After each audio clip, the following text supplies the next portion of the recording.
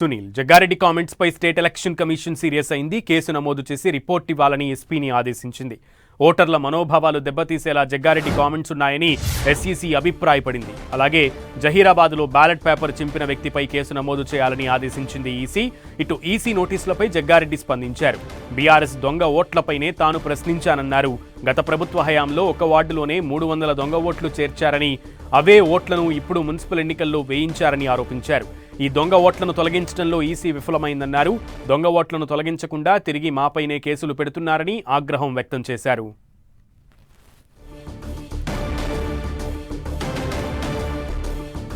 EC జగ్గారెడ్డికి నోటీసులు ఇచ్చింది. EC ముఖ్యంగా జగ్గారెడ్డి చేసినటువంటి కామెంట్స్పై స్టేట్ ఎలక్షన్ కమిషన్ సీరియస్ అయింది. దీనికి సంబంధించి జగ్గారెడ్డి కూడా ఈసీకి ప్రశ్నలు సంధిస్తూ కూడా తన రిప్లైని ఇచ్చే ప్రయత్నం చేశారు.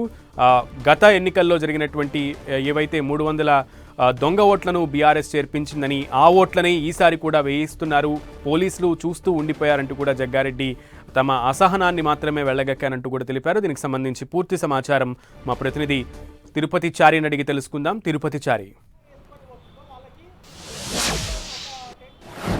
సునీల్, ఈరోజు తెలంగాణ వ్యాప్తంగా జరిగిన మున్సిపల్ ఎన్నికల్లో పలు చోట్ల చెదురుమదురు సంఘటనలు జరిగాయి. పలు చోట్ల వివాదాస్పద అంశాలు చోటు చేసుకున్నాయి. అయితే ఇక ప్రధానంగా మనం సంగారెడ్డి విషయానికి వస్తే మాజీ ఎమ్మెల్యే జగ్గారెడ్డి ఈరోజు చేసిన వ్యాఖ్యలు తీవ్ర కలకలం రేపుతున్నాయి. ఆయనే బూతులు తిట్టడం లాంటి అంశంపైన, ఇటు ఓటర్లను బూతులు తిట్టడం లాంటి అంశంపైన ఆయన పైన రాష్ట్ర ఎన్నికల సంఘం సీరియస్ అయింది.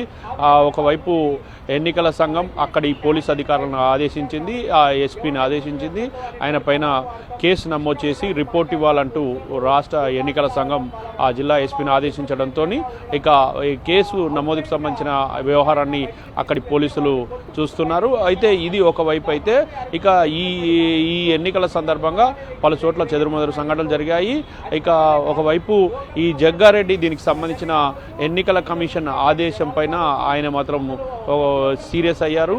ఇక ఆయన కూడా తన అంశాన్ని లేవనెత్తలేరు. గత బీఆర్ఎస్ ప్రభుత్వం హయాంలో దొంగ ఓట్లు నమోదయ్యాయి, ఆ దొంగ ఓట్ల తొలగించాలంటూ చెప్పినా కూడా ఆ ఎన్నికల సంఘం కానీ ఎన్నికల కమిషన్ కానీ అధికారులు కానీ ఆ దొంగ ఓట్లను తొలగించలేదు అంటూ కూడా ఆయన వ్యాఖ్యానించారు.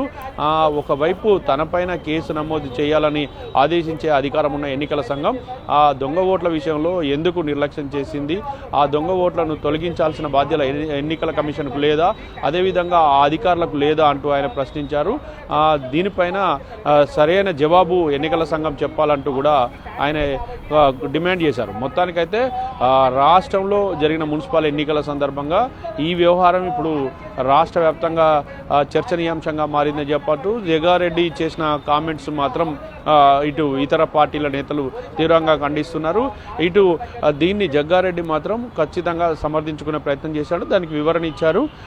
ఒక సిఐ మా కాంగ్రెస్ కార్యకర్త దొంగ ఓట్లను అడ్డుకునే ప్రయత్నంలో భాగంగా అటు దొంగ ఓట్లను అడ్డుకుంటూ ముందుకు వెళ్తున్న క్రమంలో సిఐ మా కార్యకర్తను గల్లబట్టుకొని నిలదీస్తారా అంటూ కూడా జగ్గారెడ్డి ప్రశ్నించారు. అయితే దొంగ ఓట్లను అడ్డుకోవద్దా అంటూ ఆయన ప్రశ్నించారు. మొత్తానికైతే దొంగ ఓట్ల వ్యవహారాన్ని తెరపైకి తీసుకురావడం, అటు ఆయన చేసిన కామెంట్స్ను మాత్రము ఒకవైపు ఎన్నికల సంఘం సీరియస్ తీసుకోవడం, ఆ జిల్లా పోలీస్ అధికారులు సీరియస్గా తీసుకోవడం లాంటి అంశాలు ఇప్పుడు హాట్ టాపిక్గా మారాయి. అయితే ఎలాంటి కేసు నమోదు చేయబోతుంది పోలీస్ శాఖ, ఆయన పైన ఎలా ఉండబోతుంది, మరి పోలీస్ శాఖ ఎప్పుడు ఎలక్షన్ కమిషన్కు రిపోర్ట్ ఇవ్వబోతుంది అనేది మనకు తర్వాత సమాచారం రానుంది. Sunil. Okay Chari, thank you.